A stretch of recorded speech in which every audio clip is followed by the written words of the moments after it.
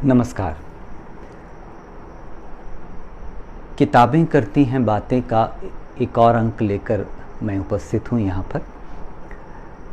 पिछले सप्ताह किताबें करती हैं बातें के अंतर्गत हमने चर्चा नहीं की किताबों की। कुछ कारण ऐसे थे जिनके कारण पिछले सप्ताह की सारी चर्चाएं स्थगित की गईं और इस सप्ताह हम दो किताबों पर चर्चा के लिए उपस्थित हैं।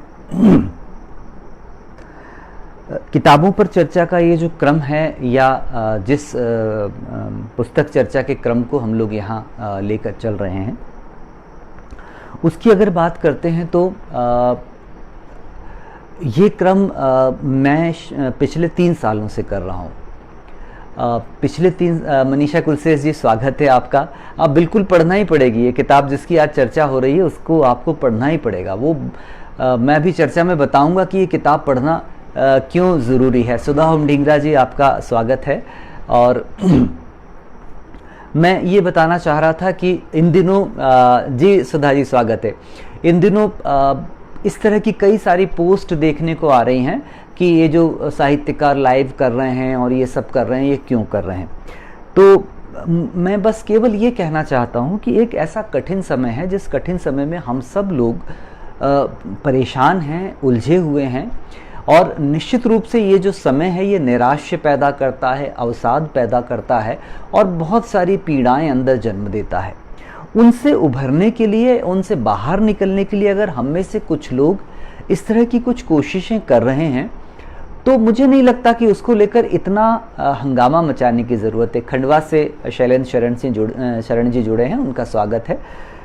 ये जो फेसबुक लाइव और इस तरह की जो साहित्यिक चर्चाएं हो रही, इनका कोई नुकसान तो नहीं हो रहा है ना। जो लोग इन चीज़ों की आलोचना कर रहे हैं, मैं उनसे एक ही बात कहना चाहूँगा कि क्या इनसे कोई नुकसान हो रहा है समाज को, या इनसे कोई ऐसी चीज़ हो रही है जिसको देखकर आपको ऐसा लगता है कि इनको बंद कर देना चाहिए। ये एक प्रोसेस है। जैसे मैं अगर अपनी कहूँ तो मैं 3 साल से लाइव कर रहा हूँ। पिछले 3 साल से, केवल कोरोना काल में नहीं कर रहा हूँ, मैं पिछले 3 साल से किताबों की लाइव चर्चा इसी तरह से कर रहा हूँ और कई सारी किताबों पर लाइव चर्चा मैंने की है। तो मेरे लिए तो खैर कोई नई बात नहीं है, लेकिन जो नए साहित्यकार, जो लोग नए इसमें जुड़े हैं, श्रद्धा जी स्वागत है आपका। तो ये कोई ऐसी आलोचना का विषय नहीं है कि आप इसको लेकर आलोचना करें कि ये साहित्यकारों को क्या हो गया और ये लाइव क्यों कर रहे हैं और ऐसा कठिन समय इसमें लाइव कर रहे हैं। देखिए, नैराश्य या अवसाद से बाहर आने का सबका अपना तरीका होता है और जब हम थोड़े से क्रिएटिव बने रहेंगे तो अवसाद हमें कम घेरेगा। तो अगर कुछ लोग ऐसा कर रहे हैं तो मुझे नहीं लगता कि इसको लेकर इतना पिछले 2-3 दिनों में मैंने देखा है कि फेसबुक पर कई सारी पोस्ट इस तरह की लगी हैं कि ये लाइव इतने हो रहे हैं, क्यों हो रहे हैं। और तो बस मेरा एक ही प्रश्न है कि क्या इन लाइव से किसी तरह का कोई नुकसान हो रहा है, क्या किसी तरह की किसी को परेशानी हो रही है। अगर ऐसा है तो फिर ठीक है, लेकिन कुल मिलाकर ये चीज़ें ऐसी हैं जो लोग साहित्य की चर्चा कर रहे हैं, अपने साहित्य पे कर रहे हैं, दूसरों के साहित्य पे कर रहे हैं, रचना पाठ कर रहे हैं, उसके द्वारा कहीं ना कहीं वो अपने आप को इस पूरे से बाहर निकालने की कोशिश कर रहे हैं। धन्यवाद श्रद्धा जी। तो आप अगर लाइव नहीं देखना चाहें तो बंद कर दीजिए लाइव, आप उस लेखक को अनफॉलो कर दीजिए। ये कहना मुझे बहुत अच्छा नहीं लग रहा है। बार बार जो लोग कह रहे हैं कि क्यों इतने लोग लाइव कर रहे हैं और क्या इससे निकलेगा और क्यों मजदूर सड़कों पर जा रहे हैं। क्या आपने देखा कि मैं मजदूरों के लिए कुछ कर रहा हूँ कि नहीं कर रहा हूँ? आप मुझे यहाँ आधे घंटे देख रहे हैं, इसके अलावा पूरा दिन मैं कहाँ क्या कर रहा हूँ, क्या नहीं कर रहा हूँ। आप तो जो लोग इस तरह की पोस्ट लगा रहे हैं वो तो शायद मजदूरों के लिए कुछ भी नहीं कर रहे होंगे। मैं जिस जगह सीहोर में रहता हूँ, यहाँ मेरे यहाँ पीछे से हाईवे से ढेर का ढेर मजदूर जा रहा है और जहाँ जहाँ जो कुछ भी हम लोगों से मदद पड़ रही है हम वो सब कुछ कर रहे हैं वहाँ। लक्ष्मी शर्मा जी स्वागत है आपका, जयपुर से हमारे साथ जुड़ी हैं। धीरज कुमार सिंह जी, आपका भी स्वागत है। तो ये कहना कि जो लोग फेसबुक पर लाइव कर रहे हैं उन्हें मजदूरों की चिंता नहीं है, ये थोड़ा सा जिसे कहते हैं कि उनके प्रति अन्याय है। हम लोग भी बहुत कुछ कर रहे हैं और ये बात बिल्कुल अलग है कि जैसे मैं व्यक्तिगत रूप से मानकर चलता हूं कि आप जो किसी व्यक्ति के लिए कुछ कर रहे हैं उसको कभी भी प्रदर्शित नहीं करना चाहिए। तो ना हम उसको फेसबुक पर लाने की कोशिश कर रहे हैं, ना कहीं कोई फोटो डालने की कोशिश कर रहे हैं, नहीं तो हम में और राजनेताओं में क्या फर्क हो जाएगा। तो ये कह देना कि आप लोग लाइव कर रहे हैं, आपको मजदूरों की चिंता नहीं है, ये थोड़ा सा हमारे प्रति अन्याय है और सोचिए इस बारे में। और ये जो लाइव हो रहे हैं, ये लाइव एक्चुअल में जिंदगी को लक्ष्मी जी बहुत बहुत धन्यवाद। मैं 2 दिन से इस बात को लेकर बहुत पीड़ा में था कि क्यों जो लोग फेसबुक लाइव कर रहे हैं उनका ये कहकर मखौल उड़ाना कि वो मजदूरों के बारे में नहीं सोच रहे। अरे आप दिन में आइए, मुझे देखिए मैं क्या कर रहा हूँ मजदूरों को लेकर। अशोक अंजुम जी, बड़े हमारे समय के बड़े अच्छे शायर हमारे साथ जुड़ गए, स्वागत है अशोक जी आपका। तो फेसबुक लाइव असल में लाइव की एक प्रक्रिया है। जिस उदासी और जिस पीड़ा से हम सब गुजर रहे हैं, ये फेसबुक लाइव शायद हमें थोड़ा सा उससे बाहर निकाल के आ रहा है। इस बहाने किताबों की चर्चा तो हो ही रही है, इन दिनों जो पढ़ा जा रहा है उसकी चर्चा हो रही है और बहुत सारा समसामयिक चीज़ों की चर्चा हो रही है। सुभाष नीरव जी आपका स्वागत है, रजनी मुरवाल जी आपका स्वागत है। रजनी मुरवाल जी का उपन्यास अब मेरे हाथ में आ चुका है, तो मैं अब उसको भी जल्द पढ़ना शुरू करूँगा। बहुत सारी मेरी किताबें ऑफिस में बंद थीं। सीहोर जहाँ मैं रहता हूँ उसका लॉकडाउन अब खोल दिया गया है। जी सुधा जी, बस वही बात है कि हम लोग थोड़ी कोशिश कर रहे हैं कि जैसे करके जिंदगी को ढर्रे पर लाया जाए। तरसेम गुजराल जी का स्वागत है। सुभाष नीरव जी नमस्कार। सुभाष नीरव जी ने बहुत अच्छा 2-3 लाइव किए हैं और बहुत रोचक और बहुत ज्ञानवर्धक हैं। श्रद्धा जी धन्यवाद। वही मेरा कहना है कि ये सब चीज़ें हम लोग केवल जिंदगी को पटरी पर लाने की कोशिश कर रहे हैं। इतनी आलोचना करने की कोई ज़रूरत नहीं है। किसी साहित्यकार ने लिखा कि फेसबुक पर इतना लाइव हो रहा है तो फिर साहित्य में सन्नाटा क्यों है।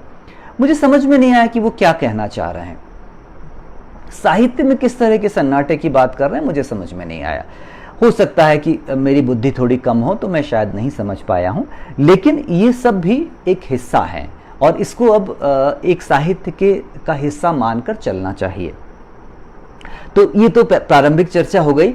अब मैं इस सप्ताह जिस किताब पर चर्चा कर रहा हूँ, पिछले सप्ताह हम लोगों ने चर्चा नहीं की। इस सप्ताह एक बहुत अच्छी 2 किताबों के ऊपर मुझे चर्चा करना है, जिसमें से पहली किताब पर आज चर्चा है। ये किताब पर चर्चा करना मेरे लिए बड़ी सौभाग्य की बात है, क्योंकि इस किताब के जो लेखक ने जो मुझे लिखकर दी है, तो उसमें लिखा हुआ है कि ये दूसरी प्रति है जो मुझे उन्होंने दी। अवधेश जी स्वागत है आपका। उनकी कहानियां पढ़ कर शायद जब मैं लिखना सीख रहा था, जब कहानियां गढ़ना सीख रहा था, तब महेश कटारे जी की कहानियां पढ़ कर हमने शिल्प सीखा कि कैसे शिल्प गढ़ते हैं और भाषा का उपयोग कैसे करते हैं। उनसे ही सीखते रहें। तो उनकी किताब पर इस तरह का लाइव करना, इससे पहले बहुत एक नर्वसनेस आती है कि जो आपके जो कुछ लेखक जो आपके आदर्श रहे हैं उनके ऊपर जब आपको बात करनी होती है तो निश्चित रूप से शब्दों की कमी होने लग जाती है हमारे पास, और ऐसा लगता है कि अब उनके लिए क्या बोला जाए, उनके लिए क्या कहा जाए और कहाँ से बात को शुरुआत की जाए। ये उनका दूसरा उपन्यास है संभवतः। इससे पहले का उपन्यास भी मैंने पढ़ा है जो कामिनी काय कांतारे के नाम से 2 खंड में आया था, लेकिन अब वो संभवतः किसी दूसरे प्रकाशक के यहाँ से एक ही खंड में, एक ही वॉल्यूम में आ गया है। और कामिनी काय कांतारे के लिए उनको बड़े बड़े सम्मान 2 मिले। एक सबसे पहला ढींगरा फैमिली फाउंडेशन का इंटरनेशनल अवार्ड जो उनको कनाडा में दिया गया, और दूसरा बड़ा अवार्ड उनको कुसुमांजलि फाउंडेशन का मिला। कामिनी काय कांतारे के बाद ही दूसरा उपन्यास। लक्ष्मी जी बिल्कुल सही कह रही हैं आपकी, बहुत समृद्ध हो जाते हैं हम, और किन किन स्तरों पर समृद्ध होते हैं वही चर्चा मैं आज करने जा रहा हूं। किताब की चर्चा तो बहुत कम करूंगा, लेकिन मैं अपनी चर्चा करूंगा कि इस किताब को पढ़कर मैं कितना समृद्ध हो गया और इस किताब ने मेरे सोचने की जो दिशाएं थी उनको कैसे बदला है। मनीषा जी बिल्कुल सही कह रहे हैं आप। मैंने इसीलिए 5-6 मिनट इसीलिए लगाया, इसी बात पर लगाया कि भाई हम लोग लाइव करके कोई अपराध नहीं कर रहे हैं, कोई गुनाह नहीं कर रहे हैं, हम लोग केवल जिंदगी को पटरी पर लाने की कोशिश कर रहे हैं। ये हमारा एक प्रयास है कि जुड़े लोग, बातें करें। ऐसा ना हो कि मैं तो जिस शहर में हूं वो थोड़ा सा खुला हुआ है तो मैं तो बाहर भी निकल रहा हूं, दिन भर ऑफिस भी जाकर बैठ रहा हूं, लेकिन कई लोग अभी भी घरों में कैद हैं। तो ऐसा लगता है कि हम एक दूसरे के साथ कनेक्ट तो हो रहे हैं कम से कम। इसको लेकर इतनी हाय तौबा मचाने की जरूरत नहीं है कि क्यों लाइव कर रहे हैं, क्या कर रहे हैं। खैर, तो आज हम कालीधार उपन्यास पर बात करेंगे। कालीधार उपन्यास, सुभाष जी धन्यवाद, महेश कटारे जी का नया उपन्यास है। जी जी जी मनीषा जी, इफ्को सम्मान बहुत बड़ा सम्मान है जो, और ये शिवना की किताब पर ही मिला है उन्हें। देहात नाम से उनकी एक किताब आई है जिसमें सारी ग्रामीण कहानियां, और इफ्को का जो सम्मान दिया जाता है वो भी ग्राम्य कहानियों या ग्राम्य लेखन पर दिया जाता है। तो शिवना प्रकाशन से जो उनकी किताब देहात आई है उसी को आधारित करके वो इफ्को सम्मान श्रीलाल शुक्ल जी की स्मृति में जो दिया जाता है वो दिया गया। अब महेश कटारे जी मेरे तो आदर्श लेखक हैं। भाषा के लिए मैं उनके पास जाता हूँ, शिल्प के लिए जाता हूँ, और कहानियाँ तो वो गजब हैं उनके यहाँ की सारी कहानियाँ। कालीधार उपन्यास इसी पिछले वर्ष प्रकाशित होकर आया है, जब वो ढींगरा फैमिली फाउंडेशन के अवार्ड फंक्शन में भाग लेने के लिए सीहोर आए थे। तब उन्होंने ये किताब मुझे भेंट की थी और इसे पढ़ने में मुझे 1 साल लग गया। अमर सत्य प्रकाशन से प्रकाशित होकर ये किताब आई है और इसमें 270 पेज का ये उपन्यास है और मूल्य थोड़ा सा ज़्यादा है, 550 रुपये है। हार्ड बाइंड है, शायद इसलिए होगा, पेपर बैक का हो सकता है कि मूल्य कम हो। महेश कटारे जी का उपन्यास क्यों पढ़ा जाए, सबसे पहले तो मैं इसी पर चर्चा करना चाहूँगा कि एक लेखक को महेश कटारे जी का उपन्यास क्यों पढ़ना चाहिए। सबसे पहली बात, भाषा सीखने के लिए। आपको जो भारतीय लोक की भाषा है और जो भारतीय जनजीवन की भाषा है और जो भारतीय संस्कृति में रची हुई जो भाषा है, वो कोई ज़रूरी नहीं कि वो बिहार में की बोली जाने वाली, कि उत्तर प्रदेश में, कि बुंदेलखंड में, कि मध्य प्रदेश के मालवा में। असल में लोक की भाषाएं सब जगह की लगभग एक जैसी होती हैं। जी महेश जी, सुभाष जी, महेश जी की कहानी है तो मुझे बहुत पसंद रही हैं। तो कालीधार उपन्यास, कालीधार चंबल नदी को कहते हैं। चंबल नदी चूंकि चंबल से होकर बहती है और उसके किनारे किनारे पूरा जो बीहड़ है वहाँ जो दस्यु समस्या लंबे समय तक रही, अब तो बहुत कम है, वो पूरा उन्हीं बीहड़ों में पैदा हुई और चंबल के आसपास वो सब पैदा हुआ। ये किताब भी, योगिता जी स्वागत है आपका, नमस्कार। ये किताब भी दस्यु समस्या और बीहड़ और चंबल और वहाँ का जनजीवन और इतनी डिटेलिंग में वो बात करती है ये किताब कि इसको पढ़कर आप एक उपन्यास लिखना सीख सकते हैं। गीता जी, बिल्कुल ये इस बात से पूरी तरह से सहमत हूं कि लेखक के रूप में और व्यक्ति के रूप में महेश कटारे जी मुझे भी दोनों तौर पर बहुत प्रिय हैं। वो जितना प्रेम देते हैं, जितना अपने से बाद वाली पीढ़ी को पढ़ते हैं और पढ़कर उन्हें हाथ से पत्र लिखकर भेजते हैं, वो सचमुच सीखा जाना चाहिए। और उनका व्यक्तित्व ऐसा है, इतने निश्चल हैं। मैं किताब से पहले, गीता जी कह रहे हैं महेश जी पर बात होनी चाहिए, तो मैं 5 मिनट की बात जरूर करूंगा कि इतने निश्चल हैं कि मैंने भोपाल एक कार्यक्रम में उन्हें बुलाया और ये घटना हम सबको बहुत सबक देती है। मैंने उन्हें एक कार्यक्रम में बुलाया और उनको आमंत्रित किया कि भोपाल आइए आप। तो कार्यक्रम 5 बजे से था और भोपाल में शताब्दी 2-2:30 बजे के लगभग आ जाती है। मुझे सीहोर से पहुंचने में थोड़ा सा देरी हो गई, तो मैं कार्यक्रम में 4 बजे के आसपास जब पहुंचा तो मैं उन्हें दादा कहता हूं, तो मैंने फ़ोन किया। मैंने कहा दादा आप कहाँ हैं? तो कहने लगे बेटा मैं तो आ गया हूं। तो मैंने कहा हैं कहाँ आप? तो कह रहे ये तुम्हारे जहाँ पर कार्यक्रम होना है उसमें सड़क के उस तरफ एक पार्क है, तो वहाँ पार्क में एक बेंच पे सोया हुआ हूँ और जब कार्यक्रम हो तो मुझे बुला लेना। तो मैं शर्मिंदा हो गया इस बात को सुनकर कि ये कितना बड़ा लेखक जिसको हमने सम्मानपूर्वक मुख्य अतिथि के रूप में बुलाया है, और चूंकि मैं थोड़ा सा लेट हो गया हूँ तो मैं उनको स्टेशन पर गाड़ी लेकर लेने नहीं पहुंच पाया, वो ऑटो करके आए और जिस जगह कार्यक्रम होना था उसके ठीक सामने एक पार्क में जाकर बैठ गए। ये सादगी मुझे ऐसी सादगी है जो आप पर जादू कर देती है। मैंने तो लंबा समय उनके साथ बिताया है। मैं उन्हें लेकर कनाडा गया, फिर कनाडा से वापस लेकर आया। उनकी वो पहली विदेश यात्रा थी, तो उनकी जो निश्चलता है, जैसे बाल सुलभ चीज़ें हैं उनके अंदर सारी की सारी, वो उनकी सादगी मन मोह लेती। जो गीता जी कह रहे हैं मैं बिल्कुल सहमत हूँ कि महेश जी जब मिल जाए, किसी से मिल जाते हैं तो फिर वो अपना जादू छोड़ कर जाते हैं। कोई ईगो नहीं है, कोई घमंड नहीं है बड़े लेखक होने का, जबकि वो सचमुच बड़े लेखक हैं। उनकी कहानियाँ, उनके उपन्यास और उनका सब लेखन पढ़िए तो वो सचमुच बहुत बड़े लेखक हैं। लेकिन वो उस तरह के बड़े नहीं हैं जिस तरह के बड़े लेखक बहुत सारे होते हैं। वो सचमुच के बड़े हैं। वो मेरे जैसे लेखक को भी पढ़ते हैं और पढ़ने के बाद हम पर लिखते हैं, चिट्ठी लिख देंगे, पत्र लिख देंगे, समीक्षा लिख देंगे, कुछ भी, और नहीं पसंद आएगी तो साफ कह देंगे कि भाई ये तो मुझे अच्छी नहीं लगी। वो उनके यहाँ लाग लपेट नहीं है, वो पूरी तरह से निश्चल हैं। कालीधार उपन्यास असल में चंबल को जानने की एक पूरी प्रक्रिया है। मैं खुद उस इलाके में रहा हूँ, एक साल के लिए मैं उस इलाके में रहा हूँ। मेरे पिताजी की पोस्टिंग मुरैना में हुई थी, तो जब वहाँ ट्रांसफ़र हुआ तो हम लोग वहाँ रहे, और मेरी शादी भी मुरैना में रहते हुई उसी दौर में हुई। और उस दौरान फिर हमने पूरा का पूरा भिंड, मुरैना और ये पूरा इलाका घूमा था। इस किताब को पढ़ते हुए वो सारे दृश्य और वो सारे मंदिर और वो सारी चीज़ें आंखों के सामने आ जाती हैं। कालीधार उपन्यास, इस उपन्यास को अगर आप इसमें कथा ढूंढेंगे कि इसकी मूल कथा क्या है, तो मूल कथा आपको कोई नहीं मिलेगी। ये कई सारी कथाओं को जोड़कर बनाई गई एक कथा है।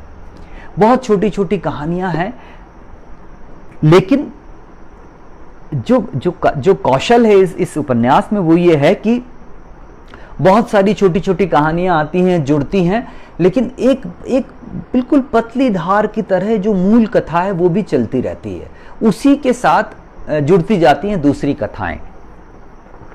ये कहने को तो मिसुर जी की कहानी है। मिसुर जी जो पंडिताई करते हैं, पुरोहिताई करते हैं, जी सुधा जी वो हाथ से ही लिखकर बेचते हैं, और मेरे पास भी अभी तक हाथ से लिखे हुए उनके पत्र आते हैं। तो मिसुर जी की बेटी जो गांव में पली बड़ी बेटी है, जो मिसुर जी के साड़ू भाई के यहाँ रहकर पली बड़ी है, और उसके डॉक्टर बन जाने की कहानी है कि वो उस क्षेत्र के गांव में जब 13-14 साल में बच्चियों की शादियां कर दी जाती हैं शायद अभी भी, उस दौर में वो डॉक्टर बनती है मिसुर जी जिनके घर में बस जैसे तैसे उनका परिवार चल रहा है। एक बूढ़ा घोड़ा है और उसके ऊपर बैठकर वो पुरोहिताई करते रहते हैं, और जो कुछ मिलता है उससे अपना परिवार चलाते हैं। ये एक बहुत बारीक सी कहानी है, मतलब एक ऐसी कहानी है जो कि अंतर्निहित होकर चलती है। लेकिन फिर जब इसका विस्तार आप देखेंगे कि जब इस कथा का विस्तार देखते हैं चंबल के परिप्रेक्ष्य में, दस्यु समस्या, दस्यु जहां वहां डाकू नहीं कहा जाता, बागी कहा जाता है, जब आप दस्यु की समस्या, जी पुष्पा जी नमस्ते, पुष्पा दुबे जी हमारे साथ जुड़ी हैं, सीहोर कॉलेज में प्राचार्य रही हैं, अब होशंगाबाद स्थानांतरित हो गई हैं, आपका स्वागत है। तो ये कौशल को देखने वाली किताब है कि एक लेखकीय कौशल क्या होता है, कैसे भाषा के साथ खेला जाता है, कैसे शिल्प बनाया जाता है। और इस किताब में मुझे सबसे अच्छी चीज़ ये लगी कि इस किताब में दस्यु हैं, बागी हैं, लड़ाई है, झगड़े हैं, बहुत सारा सब कुछ है, लेकिन इसमें गालियाँ नहीं हैं। एक आध जगह हल्की फुल्की आती हैं, लेकिन बुंदेलखंड को लेकर जो कहा जाता है कि बुंदेलखंड में की कहानी लिखोगे तो गालियां तो आनी पड़ेंगी, कुछ लेखक इसका एडवांटेज भी लेते हैं और कई सारी गालियां अपने उस उपन्यासों में भर लेते हैं। इस किताब में महेश जी ने बिना एक आध जो छोटी 2-3 जगह ऐसा लगता है कि हाँ गालियाँ आई हैं, बाकी कहीं भी नहीं। ये मैं किसी चीज़ का बचाव या डिफेंड करने के लिए नहीं कह रहा हूँ, लेकिन बस ये है कि ये इसमें महेश जी ने बताया है कि उसके बिना भी लिखा जा सकता है बुंदेलखंड में। इस किताब को जब मैं पढ़ना शुरू किया मुझे, तो मैं थोड़ा कंफ्यूज था, मैं थोड़ा सा मेरे दिमाग में थोड़ा संशय था कि ये किताब किस तरफ जाएगी और ये है क्या, क्योंकि ये जहाँ से शुरू होती है उस पूरे सब कुछ छोड़ती हुई नई दिशाओं में मुड़ती हुई चली जाती है किताब। इस किताब को पढ़कर उपन्यास का शिल्प भी समझा जा सकता है कि एक उपन्यास का शिल्प कैसा हो, पहली चीज। दूसरी चीज, इस किताब को पढ़कर ये समझा जा सकता है कि छोटी छोटी उपकथाएं और क्षेपक आपके उपन्यास में कैसे जोड़े जाएंगे और किस तरह से जोड़े जाएं कि वो मूल कथा का हिस्सा ही लगें। कहीं ऐसा ना लगे कि वो मूल कथा से तो कहीं कोई तारतम्य नहीं रहा, फिर ये क्षेपक क्यों आ गया, फिर ये लघु, ये अलग से एक अंतर कथा कैसे आ गई। जैसे इसमें एक घोड़ी की वंशवृद्धि को लेकर एक छोटा सा किस्सा जोड़ा है और कमाल का किस्सा है, बहुत अद्भुत किस्सा है, और उसको इस तरह से जोड़ा गया है कि वो कहानी का ही हिस्सा लगता है। और इस उपन्यास को पढ़ते समय एक बात और सामने आती है कि इतिहास का कितना विशद अध्ययन किया है उन्होंने, महेश कटारे जी ने। वो पढ़ते बहुत हैं और इतिहास के साथ साथ तथ्यात्मक जानकारियां कितनी जुटाई हैं चंबल की उत्पत्ति को लेकर, मध्य प्रदेश के इतिहास को लेकर कि मध्य प्रदेश में कौन सा नवाब कहाँ था अंग्रेज़ों के और अंग्रेज़ों से पहले के समय में, और सिंधिया डायनेस्टी को लेकर सारी सूचनाएं हैं। ऐसी छोटी छोटी सूचनाएं इसके अंदर हैं कि ऐसी डिटेलिंग है कि जो सूचनाएं आपको आपकी ज्ञान वृद्धि करती हैं और कुछ एक नई तरह की दृष्टि आपको प्रदान करती है।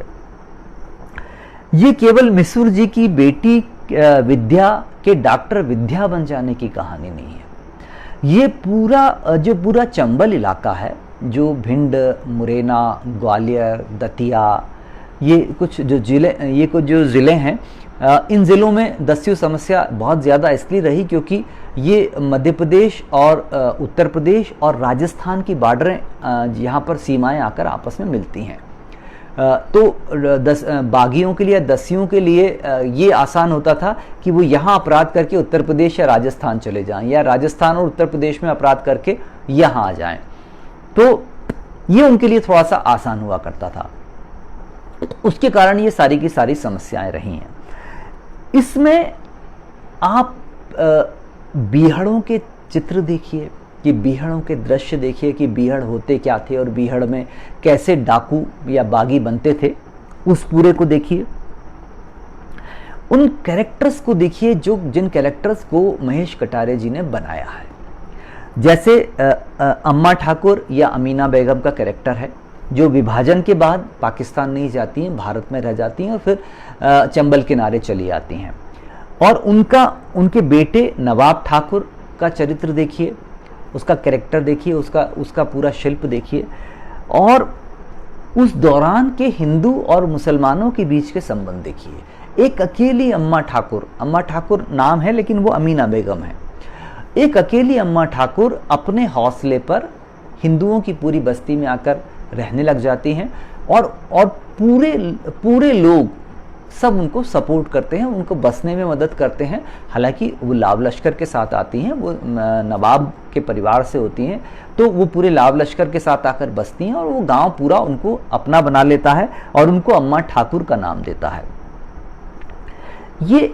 ये जो अंतर संबंध हैं, जो छोटे छोटे से आपसी रिश्ते हैं, वो बहुत खूबसूरती से महेश कटारे जी ने इसमें दिखाए हैं। इसमें डाकू लाखन सिंह के बन जाने की कहानी है कि डाकू लाखन कैसे बना। वो सारे डाकू जिनके बारे में हम सुना करते थे, माधो सिंह, मोहर सिंह, डाकू लाखन सिंह, जो 3-4 बहुत बड़े नाम हुए, जो चंबल के बड़े नाम हुए, जिन पर की फिल्में भी बनी हैं, उनके पूरे बनने की प्रक्रिया को आप यहाँ पर देख सकते हैं कि वो कैसे बने। और फिर आखिरी जो एक बड़ा नाम फूलन देवी, फूलन देवी की पूरी कथा है इसके अंदर। और बल्कि फूलन देवी से डॉक्टर विद्या की मुलाकात का एक बहुत रोचक प्रसंग है, कैसे बातें होती हैं और जेल के अंदर किस प्रकार से फूलन देवी का दबदबा है और कैसे फूलन देवी का वहाँ पर पूरा राज है कि उस फूलन देवी की अपनी इच्छा से ही वो सब कुछ करती है, किसी और की इच्छा से वहाँ पर कुछ नहीं किया जा सकता। वो पूरी ताकत इस उपन्यास में देखने को मिलती है। तो ये उपन्यास, जो लोग महेश कटारे जी की भाषा के प्रशंसक हैं उनके लिए तो ये उपन्यास बहुत महत्वपूर्ण है। लेकिन इसके अलावा बहुत सारी चीज़ें ऐसी हैं जो कि इस उपन्यास में हैं। ये उपन्यास लोक का उपन्यास है, ये भारतीय लोक का उपन्यास है। इस उपन्यास को जब आप पढ़ेंगे, आपका स्वागत है, अनग शर्मा हमारे साथ जुड़ रहे हैं, कल जिनके कहानी संग्रह पर हमें चर्चा करना है। ये भारतीय लोक का उपन्यास है। मैं इसमें से एक लोकगीत जरूर आपको अभी पढ़ के सुनाता हूं, फिर आगे हम बात करेंगे। अभी महिलाओं के उल्लसित मन से उभरे मंगल गीत और हास्य व्यंग के साथ संवेद स्वर में उलट बांसियां चल रही हैं। ढोलक की एक सुरी थाप या लय में गाया जा रहा है।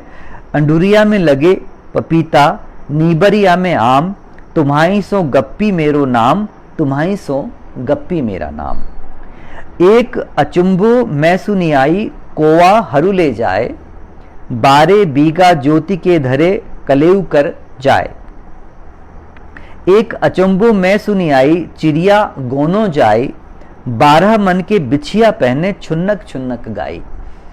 चीठी चढ़ी पहाड़ पे लेके 9 मन तेल, बगल में बांधे हाथी घोड़ा, पीछे बांधी रेल। ये इस तरह के बहुत सारे लोक गीत और लोक से जुड़ी हुई चीज़ें इसमें बहुत हैं। इतनी है कि वो आपको बहुत समृद्ध कर देते हैं। और कुछ छोटी छोटी सूचनाएं जो इसमें हैं, जैसे संकृति के पुत्र राजा रंतिदेव क्षत्रिय धर्म धारण कर अपनी अतिथि सेवा के लिए बहुत प्रसिद्ध हुए। वह सतयुग के 16 महान राजाओं में गिने जाते हैं। रंतिदेव के भोजनालय में प्रतिदिन 2000 पशु, श्लोक में गवां लिखा है, अतः कुछ बुद्धिशाली इसे गायों या गोवंश के अर्थ में भी लेते हैं। रंतिदेव के भोजनालय में प्रतिदिन 2000 पशु मारे जाते थे। उनका जो गीला चमड़ा रखा जाता था, उसी से टपका हुआ जल जो बहा, वही एक नदी बन गया। चर्म से निकलने के कारण इस नदी का नाम चर्मणवती पड़ा, जो स्थानीय बोली में चंबल हो गई। चर्म से निकलने के कारण चंबल के किनारे कोई प्रसिद्ध तीर्थ व देवस्थल नहीं है। अभिशप्त की श्रेणी में डाली गई नदी का यह श्राप ही उसके लिए वरदान बना कि तट पर कोई बड़ा नगर भी नहीं बसा और यह भारत की सबसे कम प्रदूषित नदियों में एक है। ये जो महेश कटारे जी को पढ़ते समय जो सबसे अच्छी बात जो लगती है कि सूचनाएं, और इतनी प्रामाणिक सूचनाएं हैं। जैसे ये चंबल की उत्पत्ति की कथा है, ऐसी बहुत सारी कथाएं हैं। जाबली की कथा है पूरी की पूरी, उसके द्वारा भी बहुत सारी बातें करने की कोशिश की है।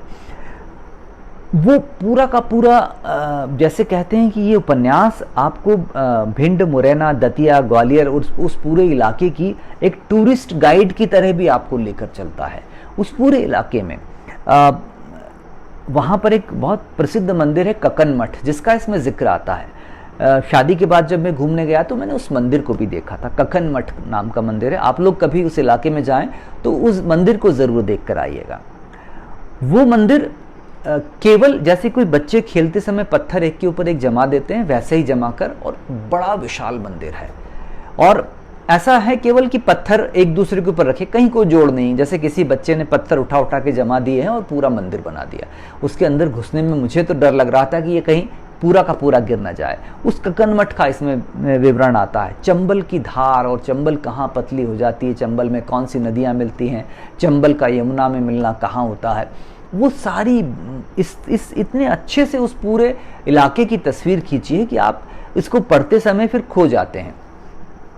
पढ़ना शुरू करने से पहले इसका आकार थोड़ा सा ऐसा लगता है हमको कि 270 पेज का उपन्यास है, लेकिन 270 पेज के उपन्यास को पढ़ा ले जाने का कौशल महेश कटारे जी के पास है। कि आप इसको पढ़ना शुरू करते हैं तो आप इसको छोड़ नहीं पाते हैं, और वो आप उनकी भाषा के जादू में बंध जाते हैं। और जब आप उनकी भाषा के जादू में बंधते हैं तो फिर वो आपको खींच ले जाते हैं उपन्यास में। इस उपन्यास को पढ़ते समय थोड़ा सजग रहना पड़ता है, ये एक कठिनाई है इस उपन्यास की, क्योंकि पात्र बहुत हैं, इतने सारे पात्र हैं कि अगर आप थोड़ा सा भी इधर उधर हुए तो किसी एक पात्र के बारे में आप सब भूल जाते हैं कि वो पात्र क्या था और वो उस पात्र का इससे क्या रिश्ता था। तो बहुत सारे पात्र हैं, ये एक और कमाल है इस उपन्यास का कि इतने सारे पात्रों को लेकर कोई कहानी रचना और सब सारे पात्रों को ध्यान रखना कि ये पात्र कौन सा था, ये पात्र क्या था। और जो मेरे साथ जुड़े हुए उपन्यासकार हैं वो ये बात को मानेंगे कि किसी उपन्यास को लिखते समय कम से कम मेरे सामने तो सबसे बड़ा संकट ये ही रहता है कि अगर बहुत सारे पात्र हैं तो कोई किसी भी पात्र को लेकर कहीं कोई गड़बड़ी ना हो जाए कि उसके बारे में पहले कुछ और सूचना दी थी और बाद में कोई और सूचना दे रहे हैं, ये बहुत मुश्किल हो जाती है। ऐसे में इस तरह का उपन्यास जिसमें कि इतने सारे पात्र हैं और इतनी सारी घटनाएं हैं, जैसे कि एक बहुत रोचक घटना है सब्जी खां की, नवाब सब्जी खां की। उस पूरे नवाब सब्जी खां के बहाने से पूरा का पूरा जो अध्याय रचा है महेश कटारे जी ने, ये इस बात को सीखने के लिए बहुत अच्छा है कि आप एक छोटे से सूत्र से कैसे पूरी कहानी गढ़ देते हैं। नवाब सब्जी खां को लेकर वो इतिहास में जाते हैं, और इतिहास में कहाँ तक जाते हैं, भोपाल नवाब तक, भोपाल की स्थापना करने वाले नवाबों के पहले नवाब तक जाते हैं, दोस्त मोहम्मद खां तक। और दोस्त मोहम्मद खां और सब्जी खां के अंतर संबंध स्थापित करते हैं, और फिर वहां से वापस लौटते हैं वर्तमान में जहां सब्जी खां की मजार है और वहां पर एक भागवत कथा का आयोजन होने जा रहा है। और अब तक आते आते ये स्थिति हो गई है कि भागवत कथा यहाँ कैसे हो सकती है, ये तो मुसलमानों का इलाका है, सब्जी खां की मजार है, तो फिर मुस्लिम्स की ओर से वो प्रतिरोध आता है। ये कौशल बहुत देखने लायक है। शैलेंद्र जी बिल्कुल यही बात जो मुझे इस उपन्यास को से सीखने में मिली कि आप इस उपन्यास को जरूर पढ़िए, और इस उपन्यास को पढ़ते समय आप एक कागज लेकर बैठिए और पात्र लिखते जाइए कि इस उपन्यास में कुल कितने पात्र हैं। और जब आप उस कागज को देखेंगे तो वो 2-3 कागज आपके भरा जाएंगे, इतने सारे पात्र हैं।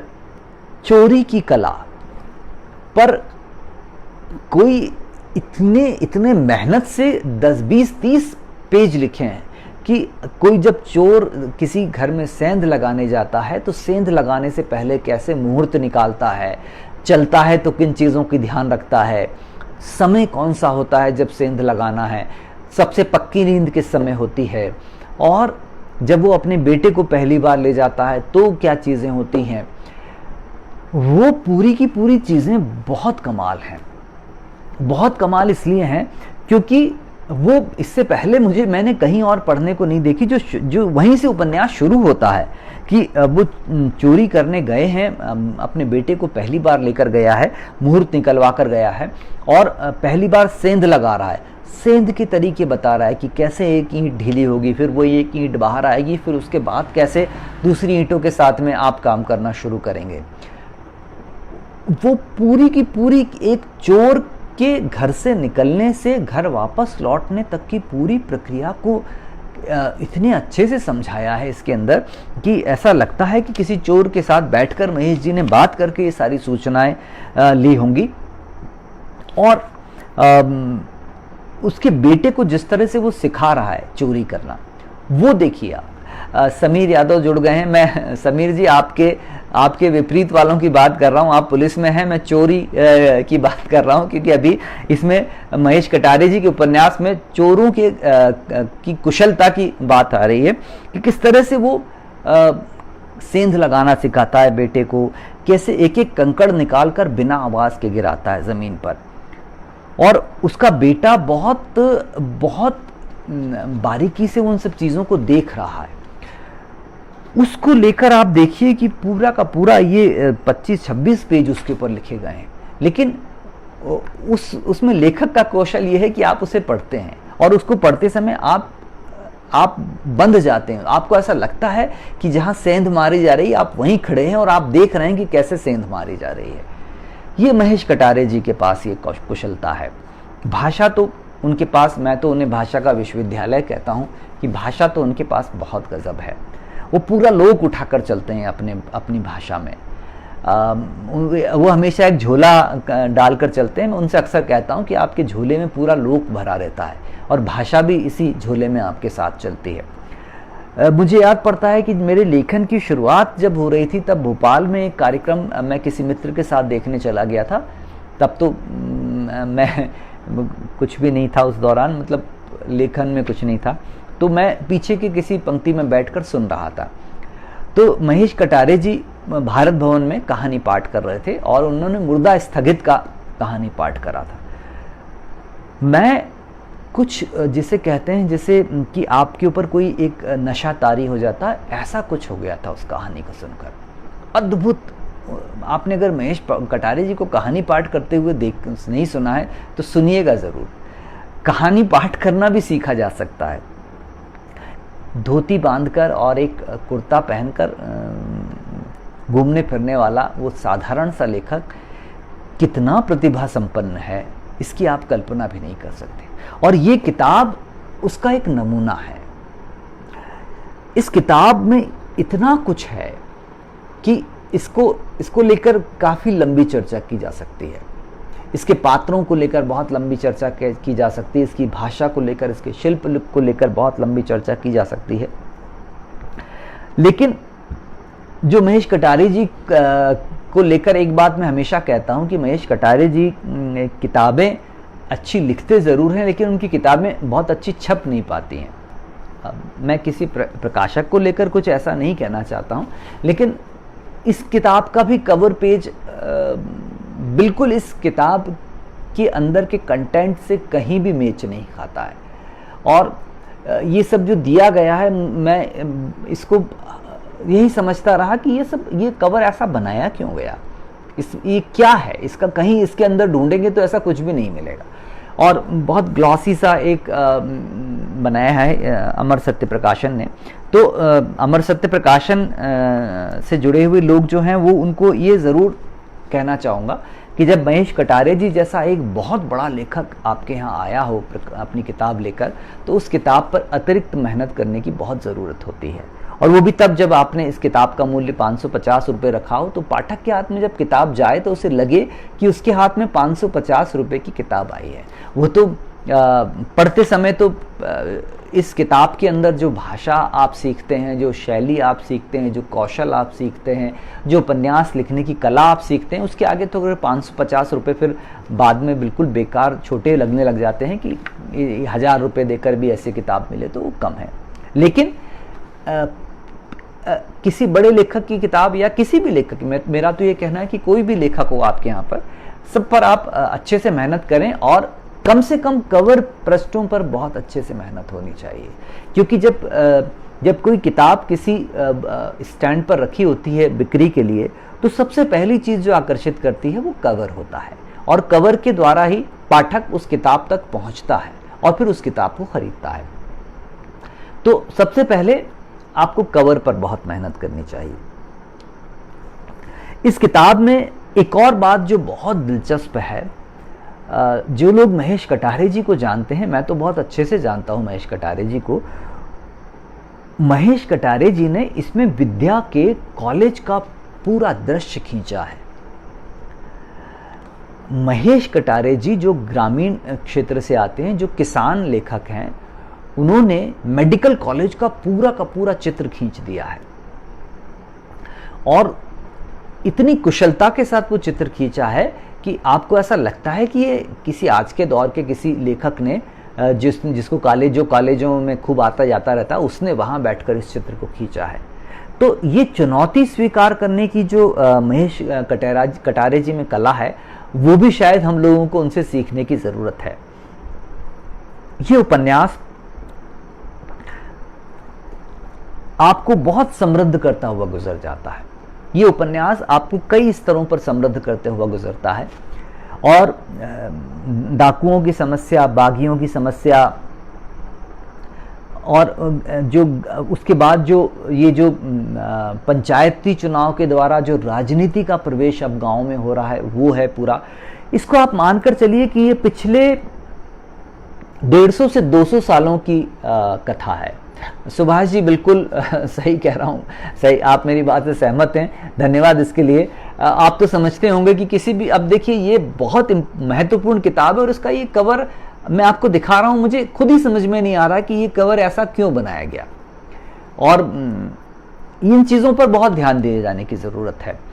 तो ये लगभग 200 सालों का इतिहास है चंबल के आसपास का। इसमें आपको मोहर सिंह, डाकू माधो सिंह और लाखन और फूलन देवी, और उसके बाद में फिर राजनीति का प्रवेश, और राजनीति के प्रवेश के साथ साथ वो जो आपसी संबंधों का खराब होना, और फिर उसके बाद में और ख़राब होना, मिसिर जी का गांव छोड़ जाना, विद्या का शहर में बस जाना। एक लंबी कहानी है, एक आख्यान है, जैसे एक जीवन वृत्तांत है बहुत लंबा, जिसको आप सुने जा रहे हैं, सुने जा रहे हैं, सुने जा रहे हैं। जैसे आप किसी सावन की बरसती हुई रात में अपनी दादी या नानी के गोद में लेटे हुए एक कहानी सुन रहे हैं, और वो कहानी पूरी रात चल रही है कि आप बस लेटे हुए हैं और वो कहानी चलती जा रही है, कथाएं जुड़ती जा रही हैं। ये कथाएं जोड़ने का कौशल जो दादी नानी के पास हुआ करता था, वो महेश कटारे जी के पास अद्भुत कौशल है। वो कब कोई कहानी लाकर जोड़ देते हैं और कब उसके साथ जी भुवनेश्वर जी, वो तो मैं तो कहता हूँ कि वो एक बहुत, जैसे इंसान हैं वैसे ही लेखक हैं। जितने अच्छे इंसान हैं महेश कटारे जी, उतने ही अच्छे लेखक हैं। तो इस किताब को पढ़ते समय आपको ऐसा लगता है कि आप अपनी दादी या नानी से कहानी सुन रहे हैं। अंतर क्षेपक की तरह कथाएं जुड़ जाती हैं, उपकथाएं जुड़ जाती हैं, फिर मूल कथा पर आ जाते हैं, फिर कोई दूसरी कथा पर चले जाते हैं, फिर लौटकर मूल कथा पर आ जाते हैं। विद्या और मिसुर जी की कहानी पूरी उपन्यास में चलती रहती है, लेकिन कई बार ऐसा होता है कि 20-25 पेज तक वो सब खत्म हो जाता है और दूसरी कथा पर जुड़ जाता है पाठक, फिर लौट आते हैं वो। जी सुभाष जी, वही किस्सा गोई कि आप एक केंद्र के से बहुत दूर चले गए और फिर वहां से वापस लौटकर फिर उसी पर आ गए, फिर उसकी कथा कहने लग गए, फिर दूर चले गए, फिर वापस लौट आए। वही कहानी जोड़ने का कौशल। मैं तो मेरी नानी से अभी भी कहानियां सुनता हूं, और मैं बस यही सीखने की कोशिश करता हूं कि ये किस प्रकार वो गिरह बांधती हैं एक कहानी में दूसरी कहानी की, आपको पता ही ना चले कि यहाँ गिरह लगी थी और ये कहानी दूसरी थी। वो कौशल इस उपन्यास में है। अगर इसको मैंने ऑनलाइन ढूंढा, मुझे नहीं मिला ये उपन्यास, तो थोड़ा सा प्रकाशक को ये भी देखना चाहिए कि ऐसी किताबें ऑनलाइन उपलब्ध रहें, क्योंकि इस तरह की किताबें अगर ऑनलाइन उपलब्ध नहीं है, अब तो लॉकडाउन जैसे समय में तो लोग ऑनलाइन ही तलाश कर रहे हैं, तो ऐसी किताबें ऑनलाइन भी होनी चाहिए। और इन किताबों का प्रचार प्रसार खूब होना चाहिए। आप भी मेरी बात से सहमत होंगे कि इस किताब को आए हुए 1 साल या 1.25 साल हो गया है, कहीं कोई प्रचार प्रसार नहीं है। ये बहुत सारी चीज़ें हैं जो कि इस तरह की अच्छी किताबों के साथ होती हैं, तो फिर मुझे तकलीफ़ होती है कि एक अच्छी किताब का अच्छे से प्रचार भी होना चाहिए। ये भी एक प्रकाशक की जवाबदारी होती है कि किताबों का प्रचार भी हो। तो ये किताब अगर आपके पास है तो इसे पढ़िए, और अगर नहीं है तो ऑनलाइन तो देखिए, अगर आपकी किस्मत हो तो मिल जाए तो इसे ढूंढ कर पढ़िए। और इसको इसलिए पढ़िए कि इसको पढ़कर मैं निश्चित रूप से आपसे कहना चाहता हूँ कि इसको पढ़ने के बाद आप भाषा के तौर पर बहुत समृद्ध हो जाएंगे, एक लेखक के रूप में और समृद्ध हो जाएंगे, और बहुत सारा कौशल आप यहाँ से सीख सकते हैं कि कैसे कहानियाँ जुड़ती हैं आपस में और एक उपन्यास रचता है, और कैसे एक किताब बनती है, कैसे एक कहानी। सुनील जी, मैं आपसे सहमत हूँ, सुभाष जी बिल्कुल, उनसे बड़ा, दादी नानी से बड़ा तो कोई किस्सा गो हो ही नहीं सकते कामों में। तो इस किताब को ढूंढ कर पढ़िए। और मैंने प्रारंभ में भी जो बात कही वो मैं फिर से कहना चाहूँगा कि वो लोग जो लगातार फेसबुक लाइव कर रहे लेखकों की, साहित्यकारों की आलोचना कर रहे हैं, मेरा उनसे थोड़ा सा अनुरोध है कि ये कोई उत्सव नहीं मनाया जा रहा है, जो कई जगह लिखा जा रहा है कि उत्सव, ये कोई उत्सव नहीं है। ये केवल अवसाद को कम करने का एक प्रयास है, एक कोशिश है। और बस ये एक कोशिश ये है कि हम सब साथ खड़े हुए हैं, हमारी एक बिरादरी है और उसके द्वारा हम साथ जुड़ रहे हैं और कुछ बातें कर रहे हैं एक दूसरे के मन की। तो इसको लेकर जो जगह जगह आलोचना हो रही है, मैं उनसे कहना चाहूँगा कि थोड़ा सा संतुलित और संयमित रहिए। इन फेसबुक के लाइव सेशन से साहित्य का भला ही हो रहा है, कम से कम बुरा तो नहीं हो रहा है। तो आप भी कोशिश करिए, आप भी कर पाएंगे। ऐसी कोई बहुत मुश्किल नहीं है कि मैं तो पिछले 3 सालों से कर रहा हूँ, तो ऐसी कोई बहुत मुश्किल वाली बात नहीं है। जी शैलेंद्र जी, वही मैं कह रहा हूँ कि रचनात्मकता की आलोचना, आप साहित्य से जुड़े हुए हैं, आप ये कहना कि इतने फेसबुक लाइव हो रहे हैं फिर भी साहित्य जगत में सन्नाटा है, या मजदूर सड़कों पर जा रहे हैं और साहित्यकार उत्सव मना रहे हैं, तो इस तरह की उत्सव मनाने जैसी कोई बात नहीं है। ये केवल साहित्यिक चर्चाएं हैं और ये केवल इस अवसाद से अपने लोगों को और स्वयं को बाहर निकालने की एक कोशिश है। तो आप इस किताब को ढूंढकर पढ़िए, काली धार मतलब चंबल नदी, और इसको पढ़िए ज़रूर। ये एक बहुत खूबसूरत किताब है, ये आपको बहुत बहुत समृद्ध कर देगी ये किताब जब आप इसे पढ़ेंगे। तो इस किताब को ढूंढिए और पढ़िए। कल हम अनघ शर्मा के कहानी संग्रह धूप की मुंडेर पर चर्चा करेंगे और उसकी कहानियों पर चर्चा करेंगे संग्रह की, और उसके बहाने हम अनघ शर्मा पर और समकालीन जो युवा लेखक हैं उनके ऊपर भी थोड़ी बहुत चर्चा करने की कोशिश करेंगे। तो मिलते हैं कल धूप की मुंडेर के साथ। तब तक अपना ध्यान रखिए और जितना हो सके घरों में रहिए और अपने परिजनों का, दोस्तों का, सबका ध्यान रखिए। नमस्ते।